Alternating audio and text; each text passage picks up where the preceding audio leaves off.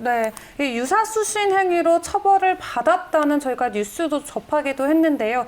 정확히 어떤 경우에 처벌이 되는 거고 또 이쪽 저희 업계에서 좀 유사수신 행위라면은 좀 어떤 방식이 있는지도 한번 설명해 주시면 좋을 것 같거든요. 네.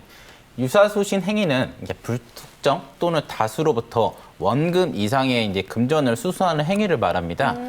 그래서 이제 일부 업체에서는 네. 아까 말했듯이 금전을 수수하는, 그러니까 돈을 네. 수수하는 행위를 처벌하기 때문에 네. 이 가상자산으로 받는 거는 네. 유사수신이 아닌 거 아니냐라고 물어보는 경우가 있습니다. 네. 실제 사건에서도 그렇게 이제 항변하는 경우가 있었고요. 네. 그런데 이제 최근에 대법원에서 투자자들이 가상자산을 구입해서 가상자산으로 투자를 하는 경우에도 네. 투자자들은 이 투자금을 가상자산을 구입한 비용을 투자금으로 인식하는 경우가 대부분이기 때문에 이러한 그렇죠. 가상자산을 네. 투자를 했더라도 네. 유사수신 행위가 된다고 판시하고 있기 때문에요. 일단 원금 보상을 하면서 이 가상자산을 받는 행위 자체도 네. 조심해야 할 것 같습니다. 네, 근데 사실 뭐 수익을 보장해준다, 원금을 보장해준다 이런 말들 저희 굉장히 업계에서 많이 접하고 있잖아요. 맞아요. 네. 뭐 상장되면 큰 차익을 얻을 수 있을 거야. 뭐 이렇게 한마디 하는 것도 이런 표현도 다 원금 보장에 포함이 되는 거죠. 그러니까 실제 사례에서는 이 상장되면 큰 차익을 얻을 수 있다라는 표현은 단순히 추측성 진술이기 때문에 명시적, 묵시적으로 원금 보장한 게 아니라서 무죄로 판시한 경우가 있습니다. 사실 네. 이 원금 보장, 이 투자 설명을 하다 보면은 네. 이런 수사적인 표현을 하는 경우가 있습니다. 네. 이거는 확실하다, 100%다, 이거 손해 볼 이유가 없다. 네. 근데 이런 부분은 수사적인 표현이기 때문에 네. 이런 표현 자체로서 원금 보장이 있다고 보기보다는 이러한 가상자산이 떨어질 경우에 그 네. 업체가 손실을 보상해 줄 만한 네. 그 취지로서 이야기를 했는지를 기준으로 원금 네. 보장이냐 아니냐를 판단하면 좋을 것 같습니다. 네. 이 다단계 업체 방식으로 코인을 판매하면은 이 문제가 법적으로 되는 거긴 하잖아요. 네네. 근데 사실 모든 코인의 시초가 뭐 사실 표현이 좀 그렇지만 다단계가 아니면은 이 확장을 못하는 구조긴 하거든요. 그 어디서 어디까지가 다단계인 걸까요?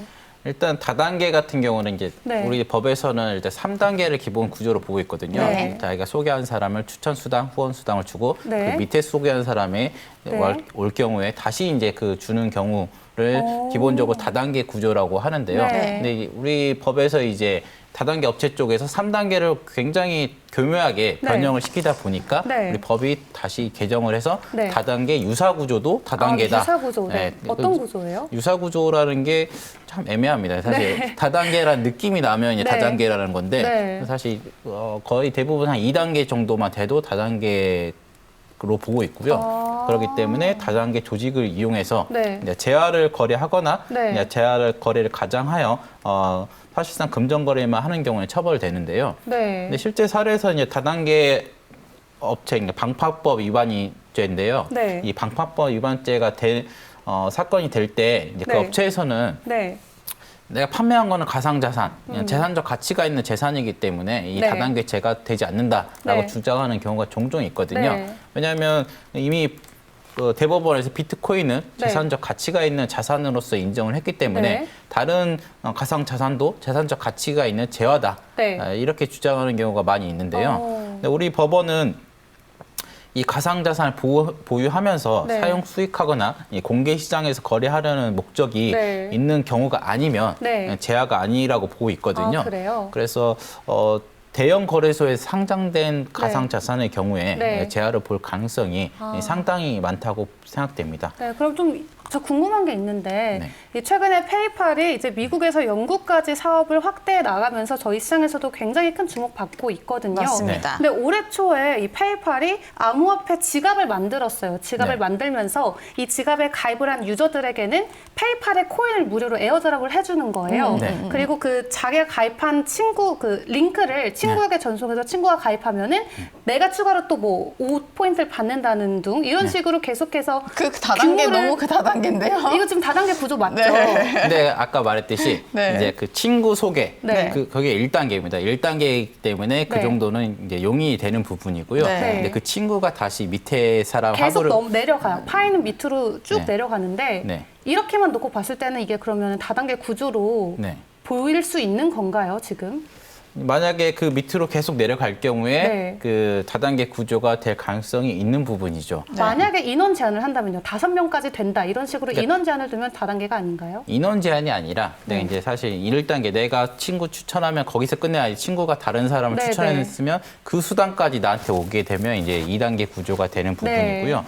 아마 아까 이제 처음에 나왔던 비트 커넥트도 네. 비슷한 방식으로 다단계 구조로 네. 판매가 됐던 걸로 제가 알고 있는데 예, 그럴 경우에는 이게 온라인 상이라 하더라도 이제 네. 문제가 될 가능성이 있습니다. 네, 만약 그러면은 이 거래소에 이제 상장된 코인들이 기준이라고 하셨는데 현재 이 페이팔에서 발행한 이니시에이티브 Q는 아직 상장은 안 돼 있었거든요. 네. 상장이 돼 있지 않은 상황에서 리워드 개념으로 나갔던 코인이 네. 추후에 대형 거래소에 상장을 하게 되면 그때는 또 문제가 될 수 있나요?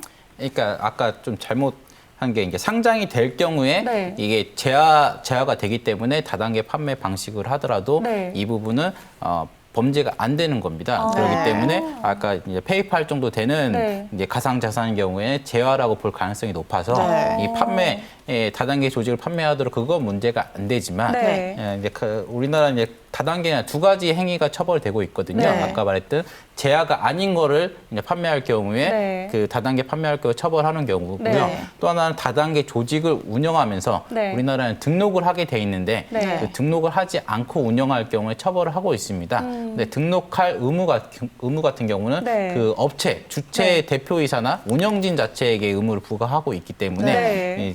그 페이팔 그에서 우리나라에 네.